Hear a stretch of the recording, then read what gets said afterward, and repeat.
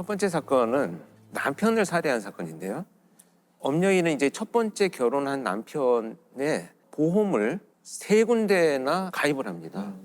보험을 가입한 이후에 어느 날 남편한테 수면제를 먹여서 잠이 들게 한 이후에 핀 같은 걸로 눈을 찔러서 실명을 하게 만듭니다. 남편은 모르는 건가요? 눈이 갑자기 안 보이게 되는 건가요? 눈에 굉장히 심한 상처가 났는데 자기 잘못인 것으로 생각을 한 거죠. 그리고 나서 이제 몇 달 뒤에 다시 이제 그 수면제를 먹여서 잠이 들어 있는 남편한테 얼굴에 끓는 기름을 부어서 화상을 입히게 됩니다. 사주에 이제 화상을 입히죠. 그래서 이런 상처들로 인해서 이제 장애를 입고 상처를 입고 치료를 하던 이 남편은 결국 다발성 자창 출혈 이런 것들로 인해서 사망을 하게 됩니다.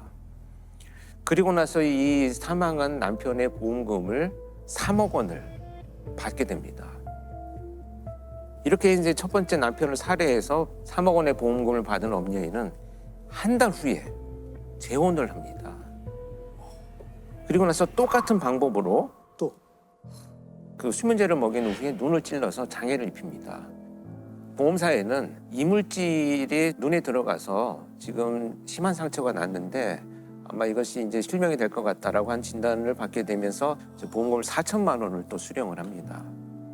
결국 이제 지속된 이런 여러 사건들로 인해서 치료를 제대로 받지 못한 이 남편은 또 사망을 하게 됩니다. 이제 이 두 사건을 저지르고 나서 이 엄여인은 본격적으로 범행을 저지르기 시작을 합니다. 이제 시작이었던 거죠. 어이쿠. 그래서 이 범행의 대상은 결국 이제 자신의 가족들로 향합니다. 정말 끔찍한 것이 수면제를 탄 주스를 만들어 가지고 자기 어머니한테 그걸 먹게 만듭니다. 정신을 잃은 어머니의 눈을 주사바늘로 찔러 가지고 또 실명을 시키고 장애를 만들죠.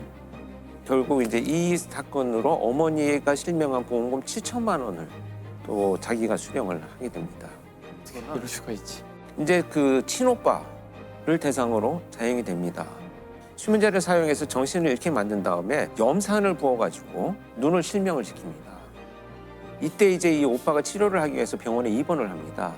결국 친오빠도 살해를 해야 되겠다라고 생각을 해서 입원을 한 병원에 찾아가가지고 링거 호수에 이물질을 넣어서 살해하려고 계획을 했지만 병원에 이제 그 감시 시스템이 잘 돼 있어서 실패를 하게 됩니다.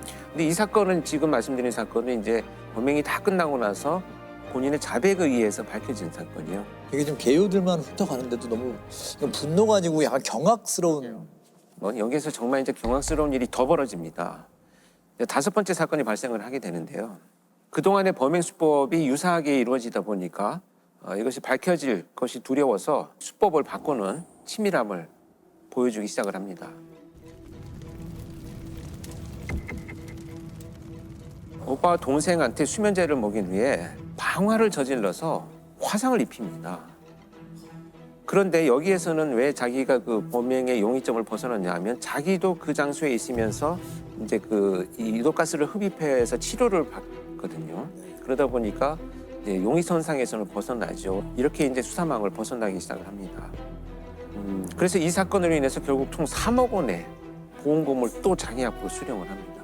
그래서 온 일가족의 죽음과 장애를 통해서 지금 수억 원의 보험금들을 수령을 하기 시작을 하죠.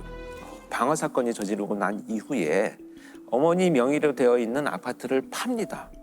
그리고 나서 자신의 집에서 가사 도우미로 일하고 있던 분의 집에 가서 지금 불이 나서 내가 지금 환경이 어려운 상황이니 좀 지내게 해달라라고 부탁을 하고 그 집에 들어갑니다. 강 씨의 집에서 거기에서 또 방화 범죄를 저지릅니다. 결국 그 화재로 강 씨 남편은 사망을 합니다. 그리고 강 씨는 그 화상을 입어서 이제 병원에 입원을 하게 되고요. 그리고 자기도 이제 현장에 있었다라는 이유로 용의선상에서 벗어났는데 마지막까지 이제 시도를 하기 위해서 심지어 강 씨가 입원해 있는 병원을 불을 지르려고 갑니다.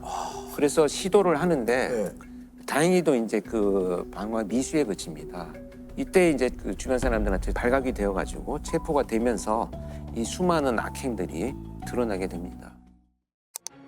불은 10여 분 만에 이제 진화가 됩니다. 욕실에, 욕조에 물이 가득 담긴 채로 엄마와 딸이 목에 졸려서 사망해 있는 상태로 이제 발견이 되는 사건이고, 당시에 용의자로 지목을 받았던 사람이 이 남편은 외과 의사였어요. 그래서 이게 피해자가 치과 네. 의사였던 거고 네. 남편은 외과 의사였어요. 네. 그래서 남편이 강력한 용의자로 이제 경찰에 의심을 받게 됩니다. 지목한 이유가 있었을까요? 그 피해자에게 내연남이 있었던 게 가장 결정적인 이유였어요. 그런 동기에서 부인을 살해했을 것이다라고 이제 경찰은 강하게 이제 의심을 하기 시작하죠.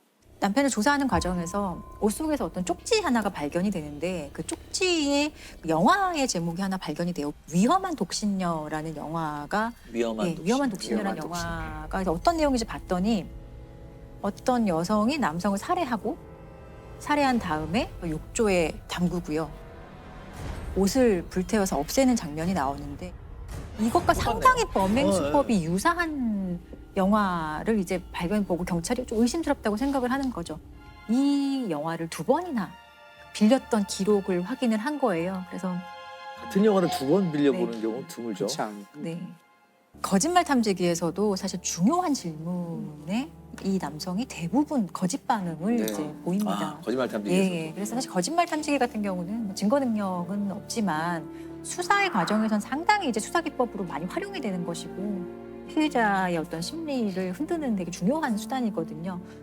당일에 이 외과 의사 남편은 자기 병원을 개원하는 날이었다고 하더라고요. 그래서 나는 오전 7시에 나갔다. 그리고 내가 나갈 때는 아내와 아이가 당연히 뭐 평소와 다를 바 없었고 살아 있었다. 그리고 7시에 나가서 나는 내 병원에 8시에 도착했다. 이건 어느 정도 인정받은 사실이거든요. 네. 그래서 결국에 7시 이전에 사망한 것으로 밝혀졌다면 이 남편이 그렇죠. 범행했다는 거에 대해서 사실 어느 정도 증거가 되는 상황인 거고, 그리고 또 하나는 불이 나잖아요. 네. 근데 불은 8시 45분경에 최초로 연기가 뿜어져 나오는 것을 확인하거든요. 한참 뒤에.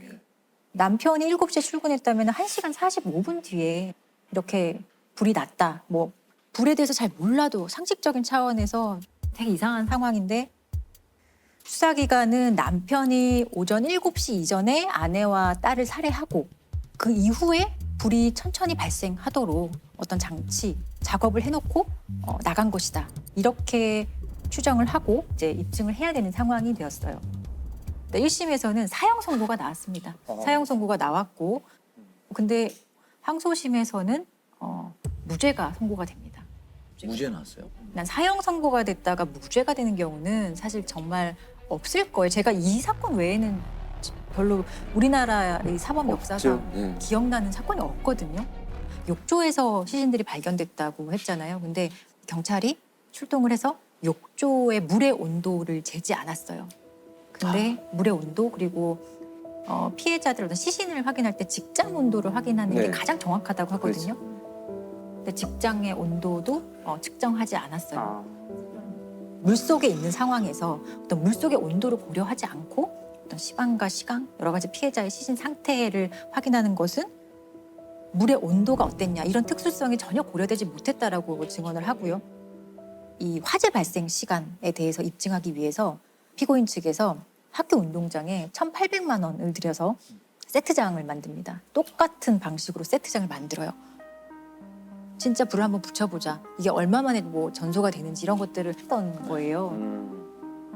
안방과 불이 났던 위치나 이런 것들을 다 완벽하게 재현을 해서 실험을 해봤는데 실험의 결과가 그렇게 발화를 했더니 5분 만에 완전히 거의 뭐 전소가 되다시피 해서 몇 시간 뒤에 천천히 연기가 새어나오도록 하는 수준의 상황을 절대 만들 수 없다는 것을 사실 눈으로 모두가 봤던 거예요. 법관 입장에서는 그 합리적 의심이라는 그 증명 원칙에 따라서 다른 가능성이 있을 수도 있겠구나.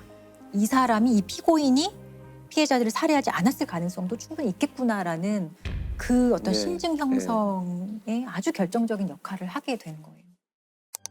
N번방이 2019년 9월에 이제 폐쇄가 되자 조주빈이라는 이제 새로운 사람이 나타나는데 거의 비슷한 수법을 쓰는데 뭐 조금 약간 다르다면은 방을 여러 개 만들어가면서 돈을 받고 그 돈을 받은 거에 따라서 등급을 매기고 그 등급에 따라서 사진을 보내주는 콘텐츠를 제공한다. 네. 이제 그런 식으로 해서 돈을 버는 일을 했던 거예요.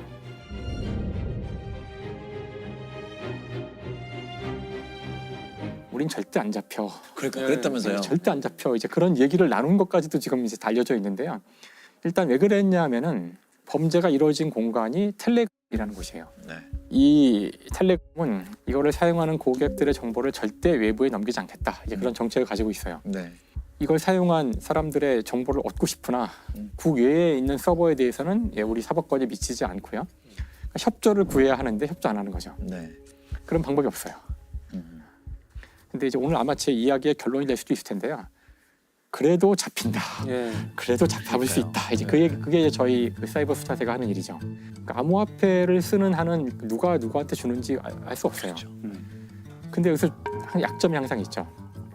결국은 이 암호화폐를 내가 현실에 사용하려면은 우리 화폐로 바꿔야 돼요. 그러니까 이제 그 화폐를 바꿔주는 곳이 있다고요. 거래소죠, 거래소. 네. 그렇죠.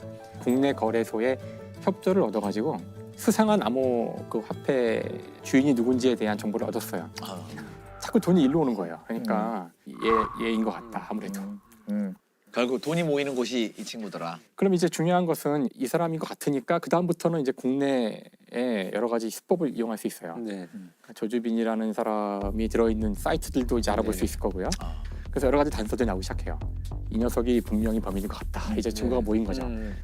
그래서 이제 조주빈이 집을 나와서 밖에 나갔다가 다시 돌아와서 들어갈 때 검거를 했대요. 네. 조주빈은 집을 들어가 보니까 현금으로 1억 3천만 원인가가 있었고 휴대폰이 있었대요. 몇 개가 있었대요. 9개인가 뭐. 그 중에 2개 정도가 이제 중요한 데이터가 있는 거라고 생각해서 가지고 왔는데 당연히 락 걸려 있고 안 풀리는 거죠. 근데 또 이제 여기서 사이버 수사대에 2달 가까운 노력 끝에 결국은 이걸 풀어요. 그렇죠. 네. 일단 이게 풀리자 박사방에 들어와서 실제로 이 동영상을 보고했던 범죄에 일조한 사람들이죠. 그 정보가 안에 있어요. 그러니까 일단 다 잡을 수 있는 거죠. 아니, 그러면 문형욱은 또 어떻게 잡았나요? N번방. 그러니까 문혁욱이 조금 더 이제 어려웠는데 좀 뒤에 잡히거든요. 좀 뒤에 잡혔죠. 네. 그러니까 이들이 검거되기 전에 둘이서 텔레그램에서 나눈 대화가 있대요. 네. 네. 조주빈이 먼저 물어봤대요. 그러니까 근데 이거 우리 돈을 주고받은 게 있어서 혹시 잡히는 거 아니야? 뭐 이렇게 물어봤다는데 근데 문영욱이 너는 그런지 모르지만 나는 돈을 주고받지 않았다고 문화상품권만 받은 적이 있대요. 근데 그건 내가 받아서 쓴 적도 없고 그냥 다른 사람 줬기 때문에 나는 절대 안 잡혀. 설사 나를 잡아도 증거가 없기 때문에 난 풀려날 거야. 뭐 이렇게까지 그 경찰을 막 능멸하는 거죠. 네.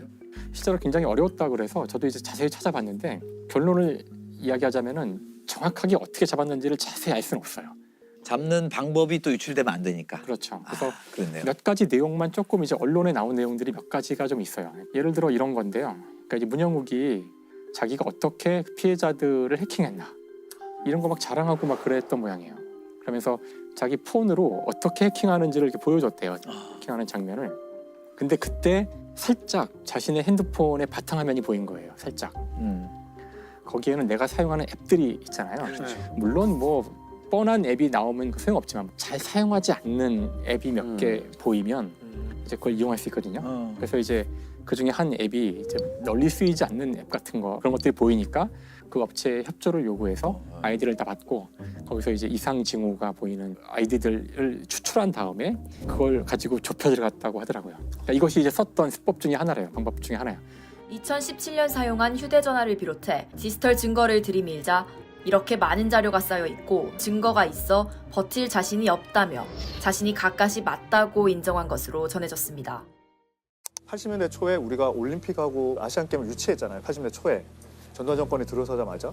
그런데 외국에서 언론 또 오고 외국인들이 오면 지저분하다는 거예요. 예, 그러니까 도시 환경 미화를 위해서 거리에 있는 불황인들을 단속에서 수용하고 말은 보호죠. 단속에서 보호하고 수용해라.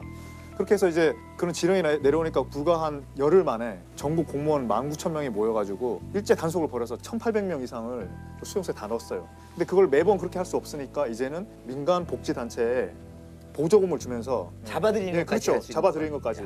근데 그때 이제 부산에 있는 형제복지원이 국내에서 제일 큰 불황인 시설이었어요. 그냥 불황인도 그렇게 하면 안 되지만 70%는 그냥 가족 다 있는 그런 사람들을 단속한다는 명목으로 막 잡아온 거예요. 경찰이 데려갔대요. 왜냐면 경찰이 한 명 데려가면 점수를 주니까. 진급하는 데 필요한 점수를 주니까. 그 중에서 확인된 사망자만 513명 그 안에서. 근데 한번 들어가면 못 나오는 거예요. 그리고 계속 뭐 매일 때리고 강제 노역시키고 어린아이 성폭행, 뭐 애들 뭐 성노예로 만들고 뭐 말 안 들으면 때려서 죽이고 도망가려면 때려서 죽이고 죽어도 사람 수당 보조금을 주니까 밖에 전화 오면 대역을 써서 계속 살아있는 것처럼 해서 보조금을 받고 그 시체는 돈을 받고 해부용으로 의대에 팔고 뭐 그런 식으로 계속 돈을 축적한 거죠. 구타는 매일 맞았어요. 안 맞은 날은 없다고 봐요. 누군가는 맞아서 늘 피가 나고 쓰러져가지고 나도 사람 많이 두드려 뵀어. 내가 살기 위해서. 성폭행이라든지 구타라든지 그런 걸 심상찮게 많이 보고 조금 눈을 붙이고 있는데 그 소대장이 이제 성폭행을 했죠.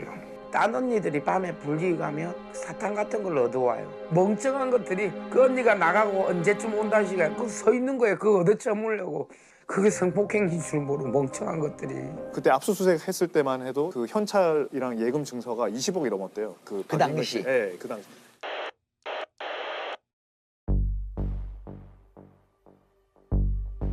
알려졌던 발각이 된 건가요? 네, 한 검사가 네. 꿩 사냥을 하러 다니다가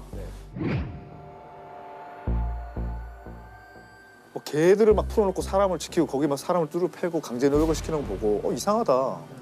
왜 저런 일이 있지? 하면서 이제 경찰을 잠복시켜서 계속 촬영하게 하고 했는데 압수수색을 해서 들어갔더니 이제 그런 일들이 벌어진 거를 이제 정말 잡은 그 거죠. 검사분이 꿩사냥 안 했으면 그거 모를 수도 있었던 그렇죠. 거잖아요. 계속 몰랐던 거죠. 아니 그러면 그게 어떤 뭐 권력자나 그런 사람하고 어떤 결탁이 돼 있어야 가능한 그게 거예요? 이제 뭐 결과적으로 그렇게 됐다 보는데 부산에서 아주 유명한 성공한 사회 복지가 왜냐하면 길거리에 있던 불황인들을 모두 없애주고 줬다 이렇게 이제 그러니까 우리 눈에 안 보이게 해줬다. 네네네 그렇죠. 전두환 대통령 때 뭐 표창도 받고.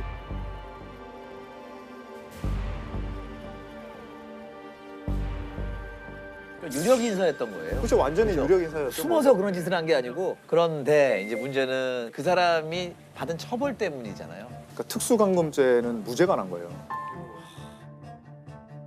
특수감금죄라는 거는 감금시켜놓고 가혹행위를 하면 특수감금죄가 되거든요.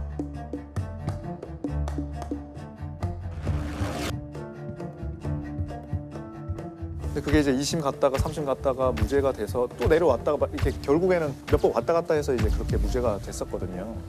근데 이제 왜 어떻게 그게 특수감금죄가 그 사람들이 사람을 막 함부로 가두고 잡아가고 수용하고 한 거는 내무부 훈령 410조로 한 거거든요. 근데 그 훈령은 그냥 내무부 안에서 공무원들만 지키는 거지 국민들한테 권리 의무를 제한하려면 법률이 있어야 돼요.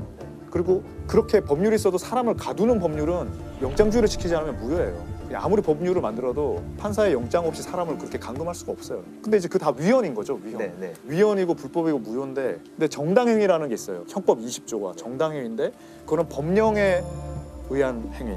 그거는 정당행위예요. 그러니까 그 법령에 의한 행위라는 거죠. 그것 때문에 예. 대법원은. 근데 그거는 사실 위헌인 법령은 여기 해당되지 않는 거거든요. 근데 무죄가 났죠.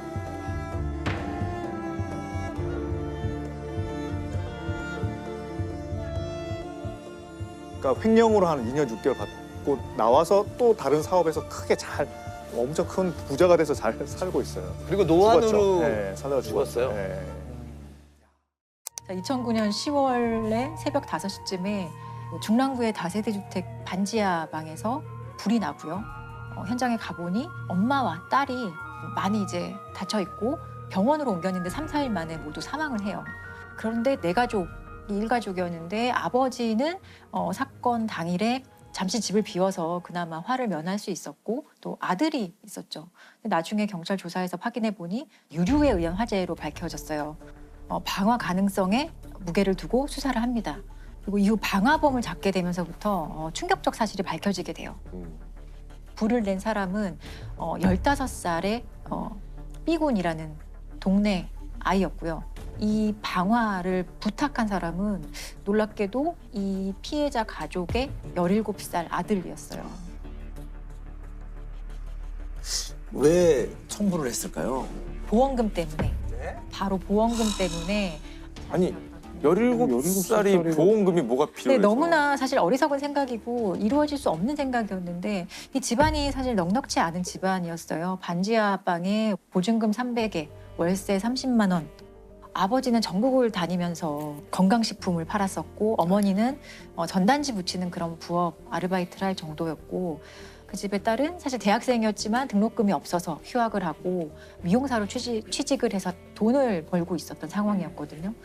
어느 날 이 A군이 부모님이 좀 다투는 소리를 들어요. 근데 부모님이 뭐라고 얘기했냐면 살림살이가 너무 빠듯해서 보험금 낼 돈도 없다라는 얘기를 들어요. 근데 여기서 이 A군은 보험금이 있어? 라는 생각을 하고 보험금이면 적어도 1억은 될 텐데 나중에 이 A군은 경찰 조사에서 그 보험금을 받아서 멋진 차를 사고 강남에 가서 멋있게 살고 싶었다라고 얘기를 합니다. 사실 1억 원으로 이 A군이 바라는 삶도 전혀 살 수가 없다는 거는 누구나 알 거예요. B군에게 자신의 집 구조나 이런 걸 다 알려주고요. 언제 어디로 와서 이제 불을 지르라고 얘기를 하는데 열쇠는 우유 주머니 있죠. 밖에 우유를 배달받는 그 주머니에 열쇠를 미리 놓아두고 평소에 집에 오면은 화장실 문을 이렇게 여닫는 습관이 있기 때문에 집에 들어가자마자 화장실 문을 한번 열고 닫으면 내가 온 줄 알고 아마 다 별일 없는 거라고 생각하고 잘 거야 이런 얘기를 합니다. 그래서 B군이 실제로 A가 시키는 대로 모든 것을 하고 거실에 휘발유를 뿌리고 불을 질러요. B군이 이 집에 들어갈 때 자신의 어떤 신분이 드러날까 봐 헬멧을 쓰고 들어가거든요. 얼굴이 혹시 어디에 찍힐까 봐 헬멧을 쓰고 들어가서 실제로 불을 내요. 그런데 이제 B군이 이제 급하게 이제 나오다가 옷에 좀 불이 붙었던 것 같아요. 그래서 운동복 바지랑 점퍼를 다 벗고 거의 속옷 차림으로 다시 도망을 갔다고 하더라고요. 범인이 어떻게 밝혀집니까? 당연히 경찰은 가족 중에 현장에 없었던 사람은 이 A군과 아버지잖아요. 그래서 A군이 아무래도 의심스러워서 한 3차례 정도 조사를 하는데 A군에게 너무 확실한 알리바이가 있었어요. 그 사건 발생 당시에 자신은 강원도에 그 여자친구와 놀러 갔었다. 그리고 그때 그 시간에 찍힌 사진도 보여주고 내가 이거 미니홈피에 업로드도 했다고 하면서 너무 명확한 증명을 하죠. 그리고 심지어 이 A군은 아무래도 우리 아빠가 의심스럽다라고 얘기를 하면서 경찰에 수사 혼선을 막 주기도 해요. 근데 이런 이 A군의 거짓말은 그렇게 오래가지 못했고요. 현장 CCTV를 분석한 결과 이제 B군이 방화범으로 이제 확인을 했고요. 그리고 B군은 범행일체를 자백합니다. 예. 그리고 A군에 대한 경찰 조사가 시작이 됐습니다. 근데 조사 과정에서 특히나 좀 황당했던 건 이 A군의 태도예요. 자기가 이렇게 가족을 살해했음에도 불구하고 너무나 이 뻔뻔한 태도를 보이고 막 통닭 한 마리를 시킨 통닭을 다 먹고 나중에 탕수육도 더 시켜달라고 부탁을 하고 자기 조서를 막 읽어보더니 막 웃으면서 와 이거 판사님이 보시면 진짜 나쁜 사람이라고 생각하겠네요 라고 하면서 막 웃기도 하고 경찰 입장에서도 되게 너무 황당하고 참 어이가 없는 거죠.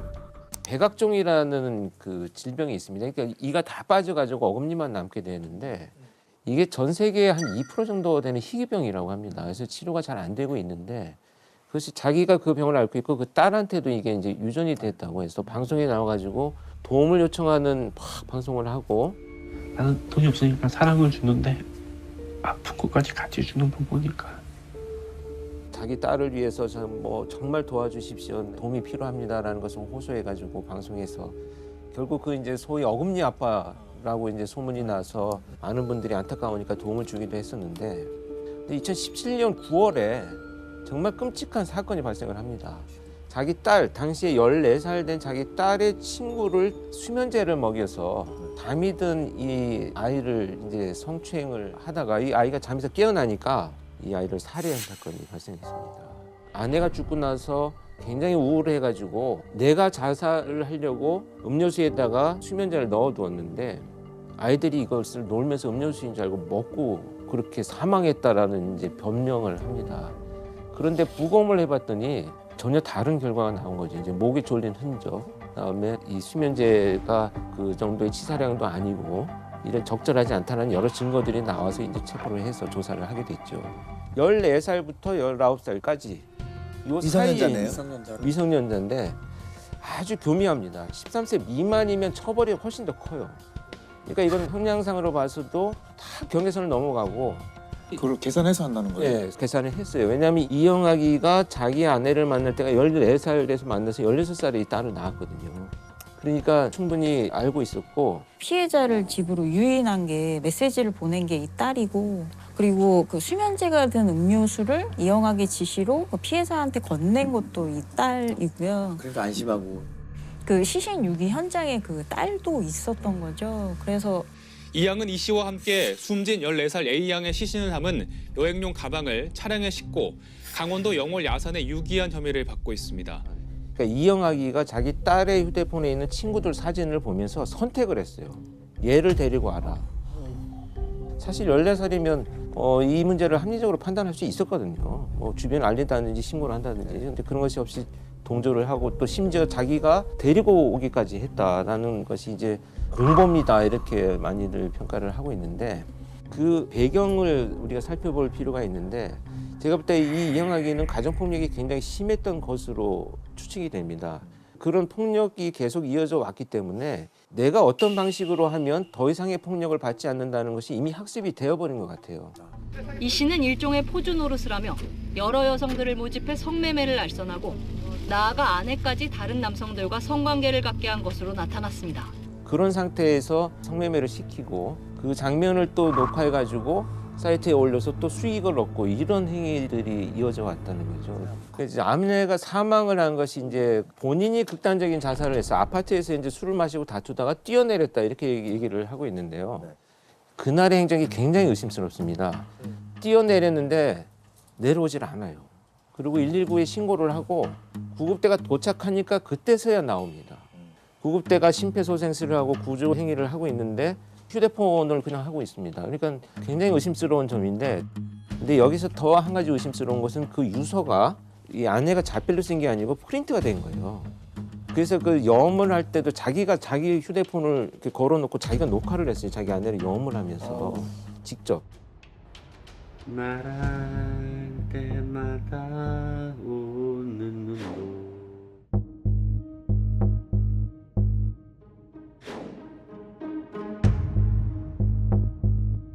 그 수사에 대해서는 사실 입증할 수 있는 자료가 굉장히 부족한 상태입니다. A 씨가 자신의 두 딸과 조카 셋을 데리고 수영장에 갑니다. 수영장에. 근데 수영장에서 9살짜리 둘째 딸이 거기서 사망하게 돼요. 그 수영장에서 뭔가 이게 의심이 된다, 좀 석연치 않다. 왜냐하면은 보통의 익사 사고 같은 경우는 이제 사람을 꺼내서 긴급 조치를 하게 되는데 그때 막 코하고 입으로 물이 나와야 된대요. 정상적인 상황이라면 그냥 조용히 그냥 죽은 거예요. 그러니까 그런 것들이 다 석연치 않았던 거예요. 부검을 하자고 얘기를 하게 됩니다.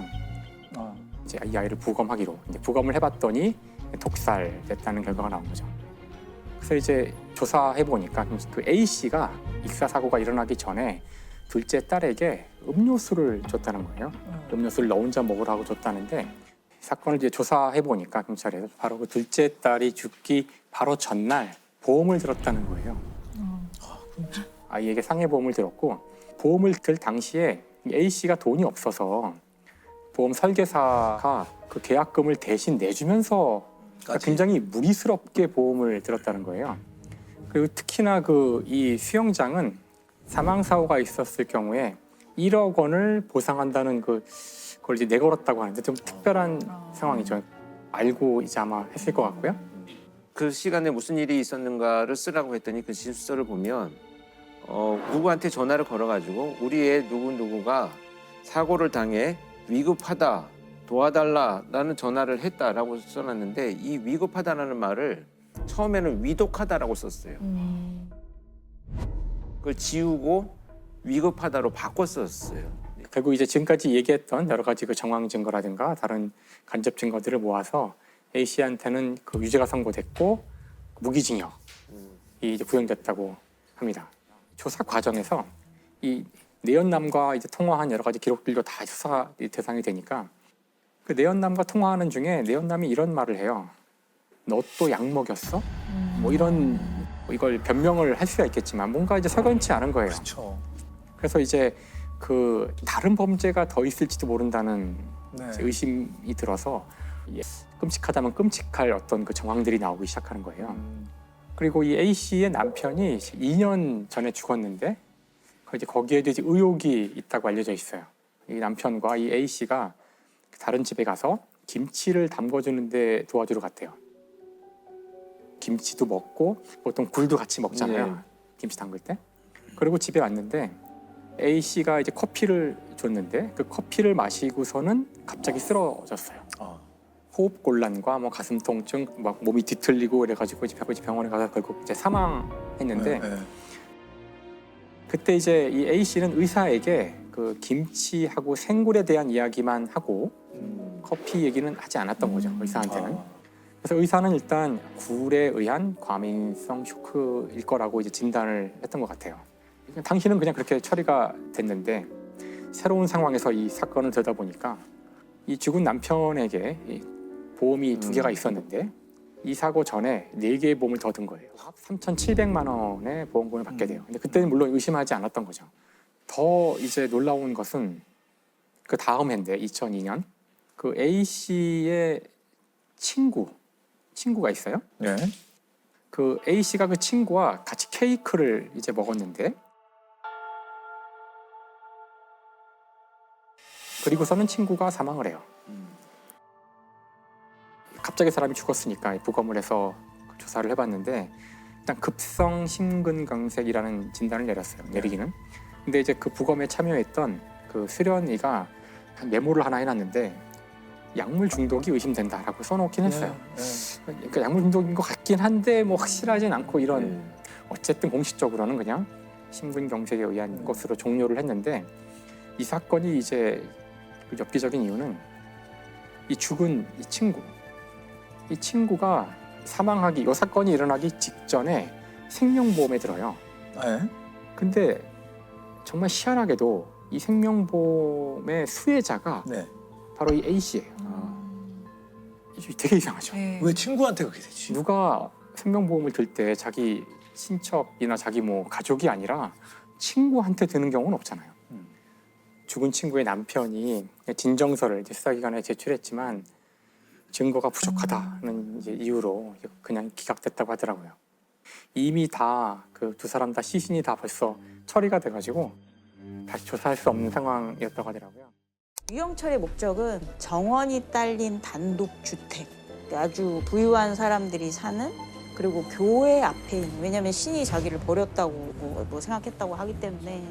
그래서 준비했던 게 이제 목장갑, 그 지문이 남지 않은 목장갑 준비하고 흉기를 자기가 직접 제작을 하거든요.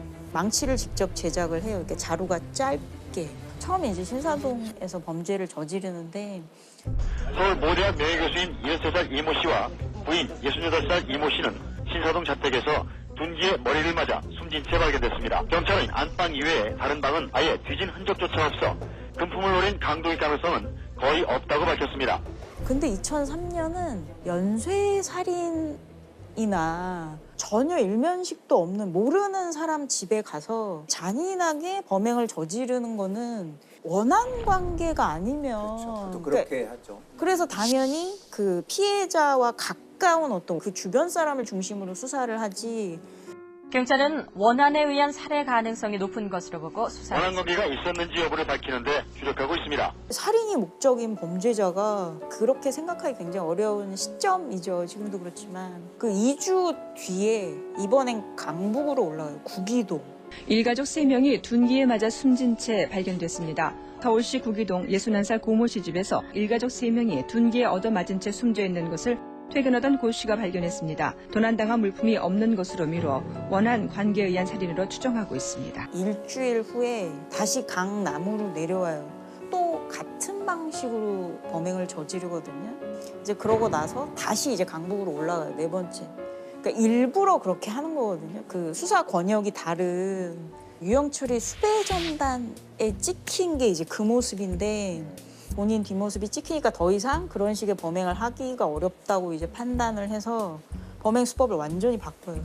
완전히 바꿔서 부녀자 이제 살인 사건을 또 계속 저지르거든요. 그 영화 추격자의 내용은 사실 이제 그 뒷부분의 내용인데 그 전화방 출장 마사지 여성들을 자기 집으로 불러요.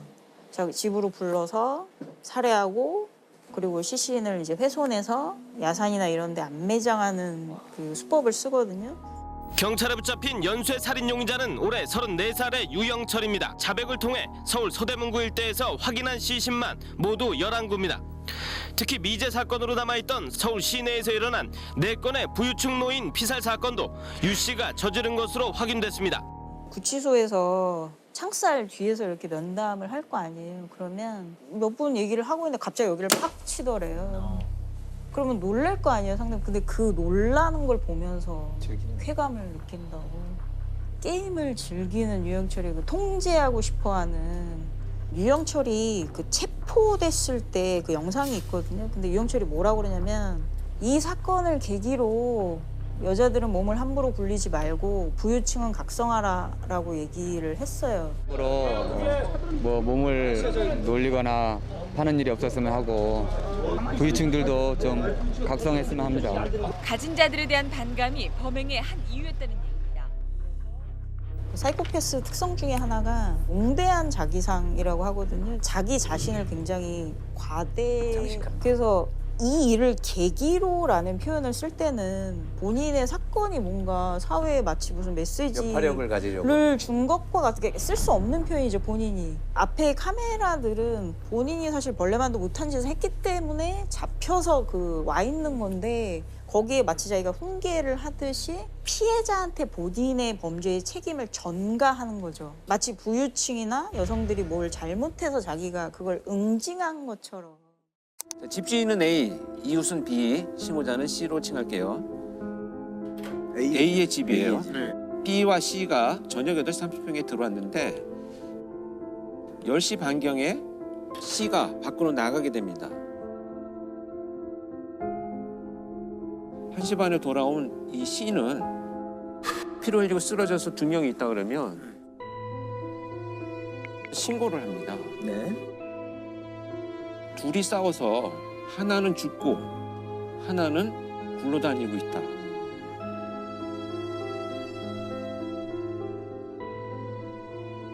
근데 여기 방안의 구조를 보면 여기 작은 상, 소주병, 음식 이런 것들이 있고 집주인인 A는 쓰러진 상태로 피가 이렇게 비산이 되어 있어요. B는 옆으로 누워서 신음소리를 내고 누워 있었던 거예요. 이 사람과 이 사람 가운데에 나체 절단기가 있어요. 여기 이제 양말을 신고 피를 밟고 돌아다녔던 흔적들이 조금 있어요. 경찰이 출동할 때 보니까 이 C는 이렇게 앉아 있었던 거예요.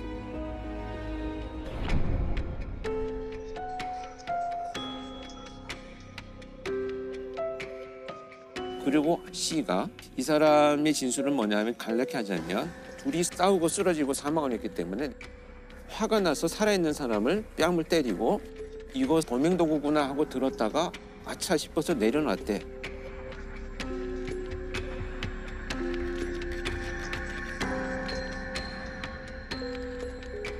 지문도 묻어 있고. 지문이 묻어 있고. 이 사람의 피도 다 묻어 있고. 그러니까 모든 진술이 직접 증거인데 직접 증거로 쓰기 어려운 증거가 돼버렸어요. C가 주장하는 바에 의하면 둘이 싸웠어야 되잖아요. 문제는 이 사람과 이 사람 중간 어디에도 서로의 혈흔이 겹친 게 없어요. 그러니까 이 두 사람은 접촉이 없었다는 얘기예요. 둘이 엉겨붙을 일은 없었다. 그렇죠. 그리고 혈흔 족적이 C가 양말을 신고 이동하면서 묻은 족적의 크기와 같다. 이런 것이 일단 밝혀졌고요. 그 피는 사망한 A와 B의 혈흔이 혼합돼 있었기 때문에 발자국의 주인공이야말로 두 사람을 다 공격할 때 흘린 피들을 자기가 밟고 다녔다는 것을 재구성이 되겠습니다. 지금 이 사람의 진술은 몇 가지 특징적인 것만 분석을 해보면 신고 당시에 하나는 죽어 있고 하나는 살아서 뒹굴러 다니고 있다는 표현을 했거든요. 지금 사람이 피 흘리고 쓰러졌을 현상을 신고하는 것이 가장 적절한 그 표현인데 이미 죽었다는 것을 자기가 단정을 해버렸고 또 하나는 굴러다니고 있다. 이 사람이 죽였을 거라는 것을 암시하는 표현에 신고해요. 두 번째는 이제 정서적인 표현이 너무 생략돼 있어요. 그러니까 예를 들면 진짜 사람이 하나 죽었는데 너무 놀랐어요라고 한 정서 표현이 완전히 배제되고 얘가 범인이야 라는 형식의 결론적인 것들만 신고하고 진술을 했기 때문에 범인으로 몰아가면 나는 좀 빠져나갈 수 있지 않을까 라는 생각을 아마 현장에서 했을 것이다. 17년 내 형을 선고를 받습니다. 정황 증거만으로 유죄를 받았네요. 그 정황 증거들이 사실 직접 증거 정도의 역할을 할 정도로 아주 많이 모아지고 이 정황 증거끼리 연결되고 이제 고리를 형성해서 아주 강한 어떤 증명력을 가졌을 때 이 정도면 어떤 유죄의 심증을 형성할 수 있다 이렇게 저희 표현하는데 99년도 1월에 강원도 삼척에서 그날로부터 이제 이틀 전에 이 신혼부부가 결혼을 했어요. 우리 자가용으로 지방을 일주하면서 좀 멋있게 여행을 해보자. 그리고 이제 떠난 길이었는데 막 이렇게 막 비포장도를 달려가다가 앞에 차량을 한 대 추월을 했어요. 추월 직후에 계속 이제 이 차를 방해 운전을 하다가 결국에는 총으로 네, 총을 발사합니다. 실탄을 발사해서 남편은 그 자리에서 죽사했고요. 네. 아내는 막 울부짖으면서 이 남편을 끌어냈는데 이제 정 씨랑 한 씨가 오니까 빨리 병원에 데려가라고 이 사람 죽어간다. 그런데 이 정 씨랑 한 씨가 거절을 해요. 악에 맞히셔가지고 울부짖으면서 나도 죽여라 하니까 그 자리에서 실탄 2발을 이 목과 가슴에 쏘게 됩니다.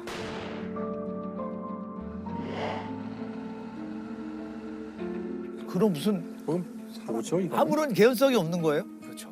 진짜 이상한 사람. 알던 사람도 아니고 그리고 그렇게 직접적인 피해를 받은 것도 아니고 욕설이나 원하는 살만한 얘기도 하지 않았는데 그런 사건이 발생한 거거든요.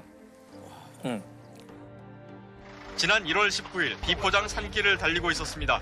흙먼지가 많이 날려서 소행을 하고 있었는데 추월을 했기 때문에 화가 나서 차 안에 앉아서 쐈습니다. 근데 이게 어떻게 세상에 알려졌느냐? 그래 진짜 이게 어떻게 알려졌을까요? 이 두 사람은 이 부부를 살해하고 바로 자리를 떴어요. 근데 당시에 이제 차가 2대가 서 있었을 거 아닙니까? 그 뒤에 어떤 차가 나타난 거예요. 보니까 벌써 쓰러져 있고. 네, 막 이 상황이 심각하잖아요. 도망을 가요. 네, 당연히 이거는 위기감을 느낀 거네. 그쵸, 이 사람도 그쵸. 이상하다. 그렇죠. 이 사람도 이거 무서운 사람들이다. 그래서 도망을 가게 되는데 그 도망을 가는 목격자 차량을 향해서 다시 총을 쏩니다. 와. 다시 총을 쏴가지고 이 사람들 좀 아니, 이상한 사람들이네요. 완전 그 이후로 이제 추격전이 벌려지는데 이분이 천신만고 끝에 목격자분이 벗어난 거예요, 추격을. 네, 벗어나가지고 이제 신고를 하게 된 거죠. 그로부터 이제 7개월 후에 이 정 씨랑 한 씨가 검거가 돼요. 네, 다행히 검거가 되는데 곧바로도 안 되고 7개월이나 7개월 지나서 후에. 왜냐면 인상착의만으로 범인을 특정하고 잡아야 되는 상황이니까. 정 씨는 마침 차를 타고 지나가다 현장을 목격한 42살 김모 씨에게도 다시 총을 쏴 상처를 입혔습니다. 김 씨는 뒷머리 등에 부상을 당한 채로 현장 사무실에 도착해 곧바로 경찰에 신고했습니다. 알고 봤더니 이 옆 총을 쏜 정 씨는 강도 폭행, 폭력 사람이었다. 그리고 한 씨는 절도로 5건. 그래서 물어본 거죠. 이 수사관들이. 왜 그랬냐? 왜 그랬냐? 순간적으로 너무 화가 났다. 이거 없네. 그래가지고 밀쳐놓고 가려고 그러는데 악에 맞춰서 여자가 일어나길래 쏘았습니다. 살해당한 김 씨 부부는 불과 이틀 전 결혼식을 올리고 신혼여행을 가던 길이었습니다. 결국 재판이 열려가지고 총을 쏜 정 씨는 사형을 선고받았고 그리고 이 방조자 한 씨는 징역 5년을 선고받은 사건이 있었어요. 네. 세계 3대 지하철 사고라고 알려질 정도로 참혹한 사건이었고요. 어처구니 없는 대형 참사입니다. 시커먼 연기가 대구 시내 거리를 가득 메웠습니다. 역사 입구마다 계속해서 연기가 솟구칩니다. 짙은 연기와 유독물질이 지하철역 일대를 덮은 사고 현장은 안위교환으로 변했습니다. 당시에 수동으로 지하철 문을 열 수 있다는 사실을 아는 사람이 거의 없었고요. 그래서 대부분의 칸들은 문을 열지도 못했고 전동차 1080호의 나머지 객차 세량은 출입문 12개가 모두 닫혀있는 상태였습니다. 그 당시에는 그 안에 수많은 인화물질로 가득한 열차 시트도 그렇고 바닥도 그렇고 가연성으로 돼 있는 것들이 많았고요. 다음에 안내등 같은 거 있잖아요. 보일 수 있게. 네, 보일 수 있게 만들어 놓은 등 같은 게 있고 그것들이 다 위에 있었대요. 그러니까 이게 무슨 뜻이냐면은 화재가 나면은 연기가 막 발생하는데 연기는 다 위로 올라가잖아요. 그래서 밑에 사실 있었어야 볼 수 사람들이 있는데. 도망갈 때에도 고개를 들면 이제 바로 유독가스를 흡입해서 다 쓰러지게 되거든요. 그래서 아래로 가야 되는데 아래에 충분히 있지 않았고 1080호 전동차가 도착한 뒤엔 시커먼 연기가 통로로 번져옵니다. 그리고 방화벽이 닫히면서 지하철 역사와 상가는 완전히 차단돼 대피 통로가 막혀버립니다. 다치면 죽을 거 아니에요. 그래서 이제 어떻게 됐냐면은 다쳐도 옆에 문이 있어요. 문이 있다는 사실 아셨어요? 저는 지금도 우린 몰라요. 지금 화재가 난 이 사건 뒤에도 잘 모르잖아요. 근데 그 와중에 사람들이 문이 있다는 것도 모르죠. 거기서 수많은 사람들이 죽었대요. 그 문을 못 찾은 거죠. 이 사건이 있은 다음에 이제 수많은 변화가 일어나요. 당연히. 지금 지하철은 다 이제 불에 타지 않는 소재 또는 연기가 나지 않는 소재들로 다 바뀌었고요. 안전등 같은 건 다 바닥에 다 있고, 그다음에 지금은 위에 이렇게 그 연기를 차단하는 이런 것들 다 만들어져 있어요. 셔터가 내려오지 않아도 연기를 차단할 수 있도록. 누가 왜 불을 질렀나? 그러니까 이제 김대현이라는 사람이죠. 김대한. 그러니까 뇌졸중 증세가 있어가지고 굉장히 이제 비관을 하고 우울증에 빠지고 그래서 자살을 기도하는데, 그리고서는 정작 본인은 자살을 한 게 아니라 현장을 도망쳤어요. 도망쳐가지고 승객들이 무언가에 크게 놀라고 이내 앞다퉈 달아나기 시작합니다. 곧이어 전동차에서 연기가 피어오르고 온몸에 불이 붙은 방화용의자 김 씨가 밖으로 뛰쳐나옵니다.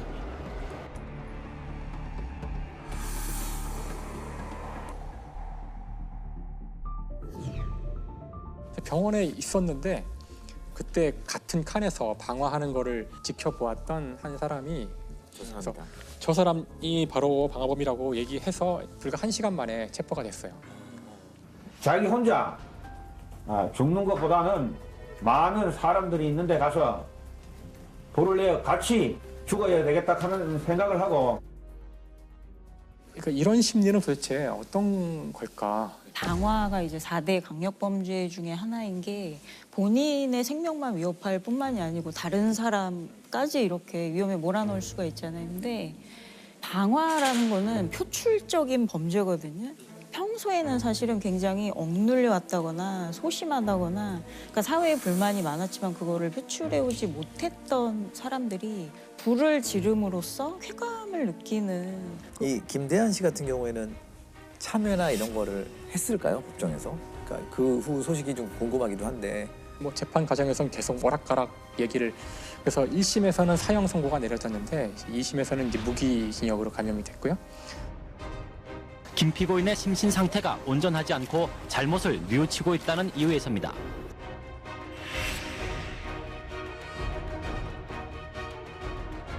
근데 뭐 그 뇌졸중 때문이겠지만 결국은 형기를 다 마치지 못하고 1년 반 뒤에 사망. 그러니까 사실 장 씨는 2014년에 그냥 그 대학생이었는데 그 피해자와 이제 교제 중에 그러니까 언쟁이 생겨서 그 뺨을 때리는 등의 이제 데이트 폭력을 가한 거죠. 그래서 그 여자친구가 헤어지자고 이제 통보를 했는데 그거를 받아들이지 않고 다시 한번 또 이제 폭행을 하고 또 자기 자취방으로 끌고 가서 또 폭행을 해요. 그래서 그거를 이제 여자친구의 부모님이 알게 되신 거예요. 그래서 그 부모님이 그 장 씨의 부모님한테 연락을 하셔서 그 이런 일에 대해서 이제 항의를 하시니까 그 장 씨의 부모님이 장 씨를 크게 이제 혼을 내시고, 그래서 이 장 씨가 사실 그 대학의 총동아리 연합 회장이었는데 그 데이트 폭력 사실도 알려지고 회장직에서 사퇴를 하고 그런 상황에서 그 상당한 앙심을 품고 이 사건이 굉장히 충격을 줬던 게 굉장히 계획적이었는데 배관공으로 위장을 하고 뭐 배관 뭐 수리 때문에 나왔는데 그런 거를 적어놓고 그리고 수첩의 다른 페이지에는 그 아파트 동호수를 적어놓고 그러니까 OX 표시를 해서 그러니까 점검을 다른 호수에서 마친 것처럼 이렇게 해놓고 완전 치밀하네. 되게 치밀하게. 네, 그리고 그 집으로 가서 부모님을 살해하고 그 부모님의 휴대폰으로 연락을 해서 그 딸, 그러니까 전 여자친구를 집으로 유인해서 부모님의 시신을 보여주고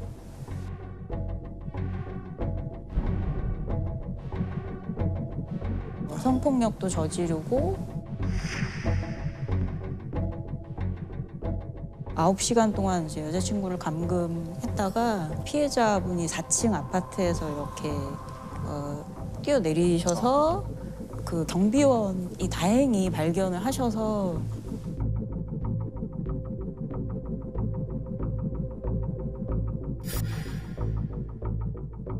이 장 씨는 도망쳤는데 도망치는 길에 이제 마트에서 술하고 안주하고 칼을 사가지고 본인 자취방으로 돌아간 거예요. 도주를 한 게 아니고. 그 여자친구를 9시간 동안 감금했을 때 계속 동아리 얘기를 했다는 거예요. 그래서 내가 동아리 회장이었는데 어떻게 내가 회장을 그만둘 수가 있으며, 그리고 동아리 친구들도 뭐 어떻게 나한테 이럴 수가 있느냐. 그러면서 그 가는 길에 마트에서 이제 칼을 산 게 동아리 친구들도 죽이겠다 이제 이런 말도 했었대요.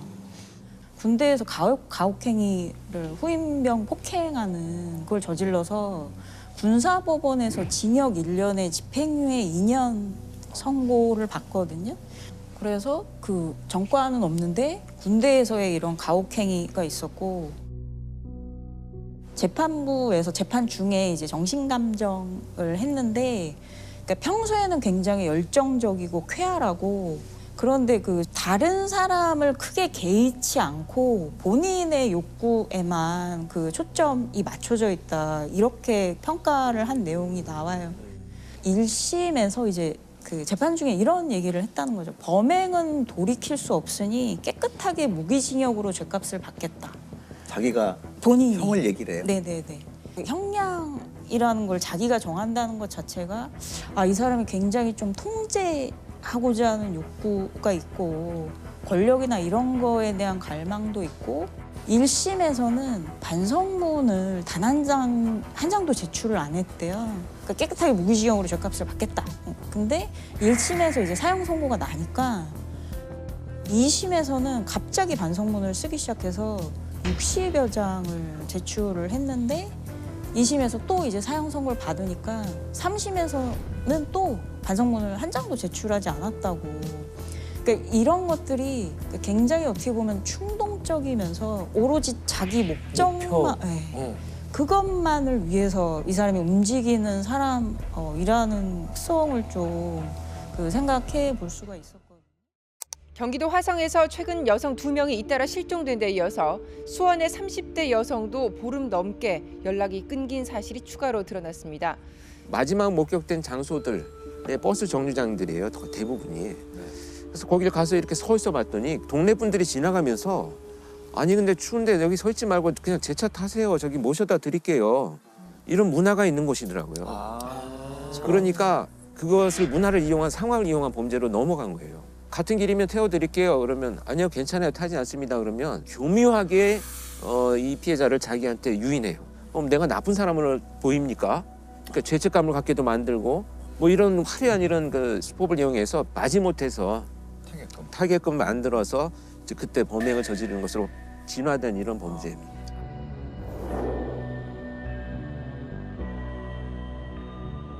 저도 그 첫 장면에서 처음 만날 때 0.1초 사이에 심부름을 할 뻔했어요. 저도.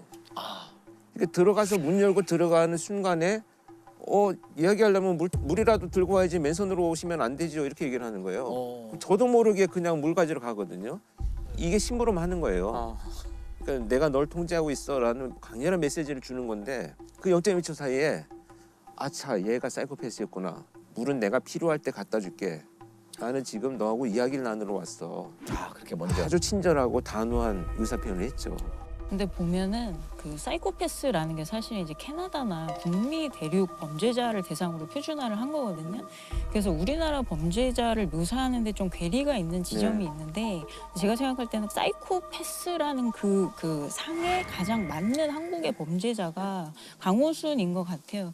그러니까 입심이 좋고 말을 번지르르하게 잘해서 이제 피상적인 매력이 있는 건데 사실 정남규 같은 경우는 사회 부적응자에 가깝고 강호순 같은 경우가 언변이 굉장히 유창해서 곤란한 질문이 오면 그걸 잘 피해가고 대화를 주도하면서 그 본인이 끝까지 이제 통제권을 쥐려고 하고, 그 강호수는 굉장한 그 성적인 자신감이 있어요. 실제로 이제 강호수는 결혼을 4번 했거든요. 그러니까 외국에서 얘기하는 사이코패스 기준에서 그런 이성적인 관계라든지 결혼이나 동거를 여러 번 한 사실 뭐 유영철, 정남규 다 해당이 되지 않고 유일하게 강호순만 그런 이성에 대한 자신감과 뛰어난 언변과 그런 걸 이용한 또 범죄를 저지르죠. 저는 강호순의 특성이 가장 잘 드러났던 그 면담 중에 했던 말이 피해자에 대해서 미안함을 생각해 본 적은 없지만 생각해 보면 미안하겠죠. 이렇게 이야기를 한 부분. 근데 그 안에서도 이제 공감 능력이 없고 감정이 굉장히 얕고 피상적이고 그리고 죄책감도 없고 후회도 없고 이런 특성들이 그 안에 잘 드러나는 것 같아요. 그래서 저는 그 이제 일부 자백을 하고 있을 때 이제 투입이 돼서 자백을 하기 위한 면담을 시작을 했는데 이 손을 이렇게 탁자를 치면서 나하고 이럴 시간에 DNA라도 하나 더 찾는 게 빠를 텐데 이런 얘기를 했었어요. 그래서 제가 충분히 찾고 있어. 며칠 걸릴 텐데 찾을 거야 걱정하지 마. 이런 식의 대화가 진행이 됐거든요. 그러니까 뭐 어떤 뭐 이 범죄를 왜 저질러니 이런 게 아니고 통제하고 통제당하고 막 나도 너 막 통제하고 막 이런 치열한 기싸움이 느껴지네요. 근데 강호순 같은 경우에 가장 두려운 거는 여죄가 얼마나 있을지 알 수가 없다는 거거든요. 그러니까 이제까지 밝혀진 강호순의 사건들은 강호순 주거지 반경 17km 이내에 다 분포를 해요. 근데 나중에 알고 보니까 사실은 알려진 강호순의 첫 범행은 여기 강원도 정선에서 출근길에 공무원이 실종된 사건이 있었는데 사실 그것도 이제 강호순의 범행으로 나중에 밝혀진 거죠. 이게 수원이나 그 안양군포 일대가 아닌 다른 지역에서 완전 떨어진 강원도에서 이제 범죄가 발생한 거잖아요. 근데 이제 여죄를 캐려고 하면 강호순은 증거 갖고 오면 그때 말해주겠다. 그러니까 이런 식의 오만한 태도를 계속 보여서 여죄가 얼마나 더 있을지 사실 알 수가 없어요. 그러니까 정두영이 잡힌 거는 천안 인질극 사건 때문이고 그거는 살인 사건이 아니거든요.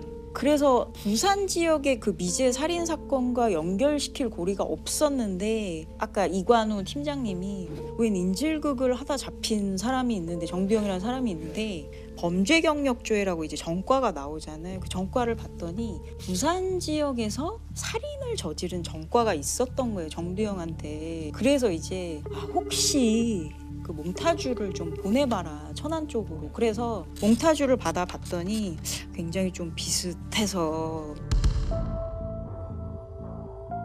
그 정두영 사진을 찍어서 그 부산으로 보내고 또 부산에서 그 얼굴 맞다고 확인을 해주고 그러니까 이런 과정을 거쳐서 부산의 사건까지 다 연결이 됐던 거거든요. 정두영의 어떤 그 범죄 과정을 보면은 15살 때 특수절도로 이미 소년원에 가요. 갔다 와서 18세에 벌써 이제 살인을 저지르고 방범대원을 길에서 만나서 살해하고 12년 그 징역을 갔다 나온 게 이제 30살 때예요. 그러니까 살인 전과가 있고 12년을 살고 나와서도 사실 30살밖에 안 됐던 거였거든요. 나와서도 또 특수절도를 저질러서 다시 또 복역을 하고 다시 나와서 연쇄살인을 시작한 거거든요. 부산 일대에서 이제 계속 저지르다가 더 이상 부산 지역에서 저지르기가 힘드니까 이제 천안 지역으로 왔다가 오로지 그 이유만으로 그렇게 왔던 거예요. 근데 그 살인을 시작한 과정을 보면 사랑하는 여성이 생긴 거예요.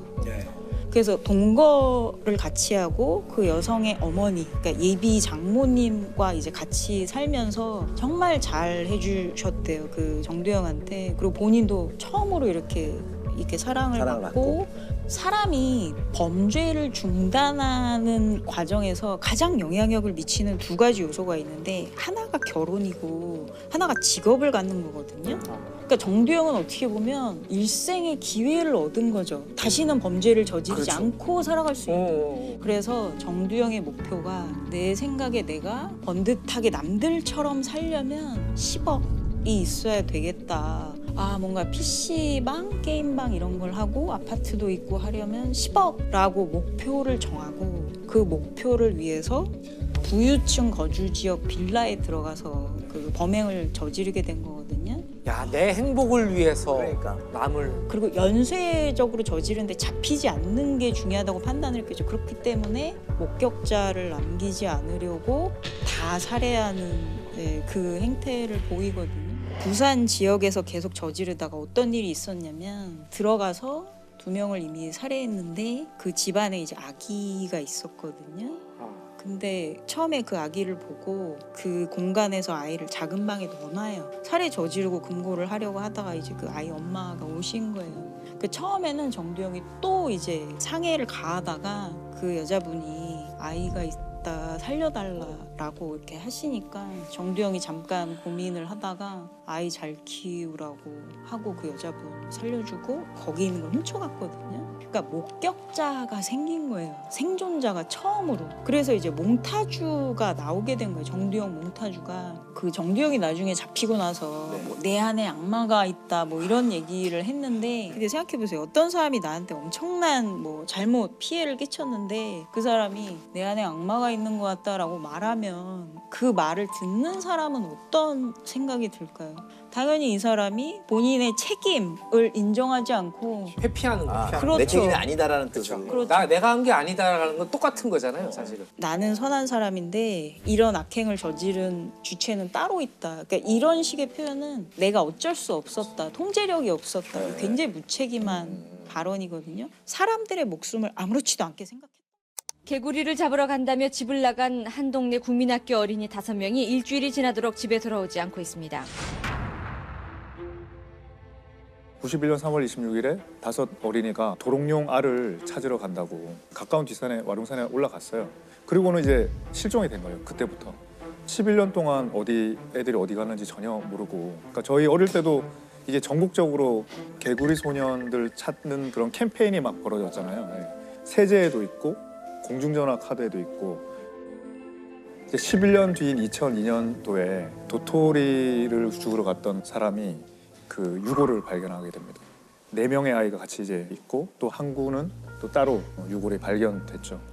유골을 이제 분석해 보니까 뭐 두개골에 뭐 어떤 아이는 흉기로 찍힌 자국이 있고 그래서 굉장히 끔찍하게 살해된 거죠. 그러니까 이 사건에서 여러 가지 문제점이 보였던 게 사실 아이들이 유골이 발견된 지점이 그 아이들의 거주지에서 10분 거리면 갈 수 있는 곳인데 그 당시에 분명히 이제 수색을 굉장히 대대적으로 했었고 살해 직후 매장된 걸로 보고 있거든요. 그렇기 때문에 그때 수색의 어떤 허점 이런 것들도 많이 지적이 됐고 유골을 발굴할 때 말씀하신 것처럼 너무 부주의하게 그 한 명이 그러니까 묶여있는 채로 발견이 됐는데 또 옷이 또 찢겨져 있어요. 그 아이가 또 굉장히 달리기가 빠르고 그랬던 아이라고 해서 아마 도망치려다가 잡혀서 이렇게 눈을 가리고 이런 결박행위를 하지 않았을까. 그러니까 이 정도 추론까지 되는데 문제는 나머지 아이들은 이런 정보를 아예 알 수가 없다고 그러더라고요. 처음에 발굴됐을 때 그냥 삽으로 막 파서 마대에 놓고 이렇게 전문가가 보기도 전에 그렇게 했다고 합니다. 네. 아니 이게 좀 더 섬찟한 얘기는 어쨌든 사건을 저지른 범인이 어디 활보하고 돌아다니고 있을 거잖아요. 그렇죠. 지금 이거 보고 있을 수도 있죠. 그러니까요. 사실은 우리 역사에 찾아보기 힘든 희대의 살인마 중에 한 명인데 그 사람을 우리가 정체를 모른 채 같이 살고 있다는 게 진짜 소름 돋는 것 같아요. 근데 5명의 아이들을 이렇게 살해를 했다면 굉장히 잔인한 뭐 사이코패스 살인마라고 생각할 수도 있지만 오히려 어떤 그 우발적인 사건? 예를 들어서 아이들이 보면 안 되는 걸 뭐 목격을 했다거나 그런 것일 수도 있죠. 사실 굉장히 다각도로 생각을 많이 해봐야 되는 사건이죠. 가깝나요? 여기서 가까운 거 같아요. 여기 그러면은- 바로 이제 집 뒷산에 올라. 그러면 이 가까운 데서 못 찾은 거잖아요. 아, 왜 그랬을까? 아니, 그러니까 부모한테 협박도 없었고 유괴는 아닌 거라는 얘기죠. 그죠? 우발적으로 그냥 죽이게 된 상황이 아닐까라고. 그때만 해도 다 살아 있을 거라고 기대하면서 희망을 찾으려고 가지면서 했죠? 찾으려고 했죠. 그 아이들이 어딘가 어디를 갔으니까. 갔을 것이다. 예. 범죄자를 찾으려고 했던 건 아니거든요. 아이들을 찾으려고 했지 범죄자를 찾으려고 했던 건 아니잖아요. 찾고 보니까 타살이라는 것. 근데 공소시효가 이제 15년이었거든요. 살인죄. 그 실종이 1991년에 실종됐으니까 남은 시간이 이제 3년 6개월밖에 없는 거죠.